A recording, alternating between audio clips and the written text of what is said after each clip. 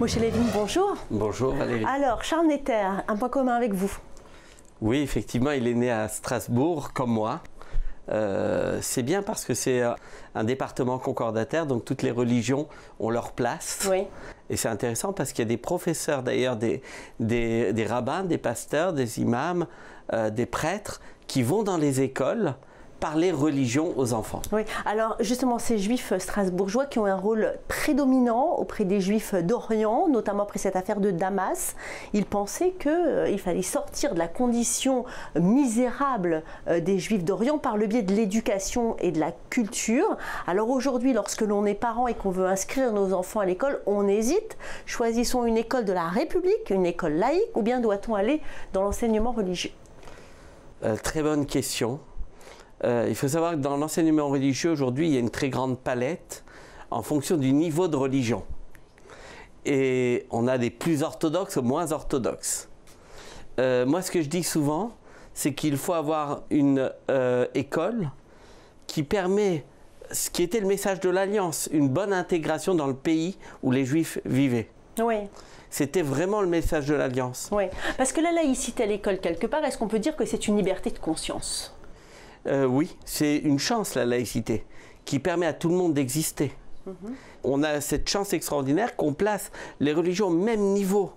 Et attention, la laïcité ne veut pas dire l'exclusion des religions. Justement, est-ce que ça ne veut pas dire l'exclusion des religions et est-ce que ça veut plutôt dire l'égalité entre les êtres humains?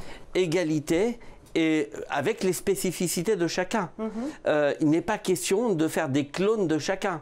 Je suis également aumônier militaire, mais chez les aumôniers, ou chez les militaires, vous avez une tenue qui est commune, oui, et vous avez des différences en fonction de l'unité, de la base, etc. Oui. Ce qui veut dire qu'on ne peut pas être identique, chacun apporte quelque chose. Et les religions, quand elles sont bien comprises, qu'elles permettent de relier les hommes, eh bien, apportent aux enfants. Oui. Il n'est pas question de les rendre ignares des religions, sinon ils sont vulnérables par Internet ou d'autres vecteurs, ils ne tomberont pas sur des bons. Oui, parce qu'on a quand même l'impression que certains veulent instrumentaliser, j'ai envie de dire, la laïcité pour finalement en faire un concept d'exclusion.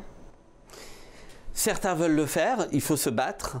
Par contre, ce que personnellement je suis contre, il existe des écoles qui ne sont pas sous contrat. Et là, j'y suis contre, parce qu'ils n'obéissent pas aux mêmes règles. Oui.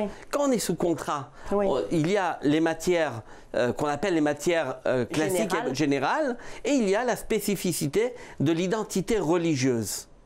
Et là, on a quelque chose qui permet à chacun de s'intégrer dans un pot commun et avoir une spécificité, une connaissance de sa religion, oui, ou de la religion des autres. Oui, parce qu'en France, il y a quand même eu cet attentat de l'Hyper Cacher. Alors, ce qu'on a très peu dit, c'est qu'en face de l'Hyper Cacher, il y a l'école de l'Alliance, que ces enfants ont été traumatisés par cet attentat, que depuis cet attentat justement dans un supermarché juif, tout a changé au niveau des règles de sécurité, que du jour au lendemain, l'armée est venue surveiller les écoles juives. Est-ce que ça a changé les choses? Est-ce que finalement, par mesure de sécurité, certains parents ont dit on préfère les écoles de la République? Il n'y a pas eu ce choix des parents. Je ne pense pas que certains parents, simplement pour des raisons de sécurité, parce que les mesures ont été prises, et puis on a bien vu que ce n'est pas que si les Juifs étaient les premières cibles, elles n'ont pas été les seules.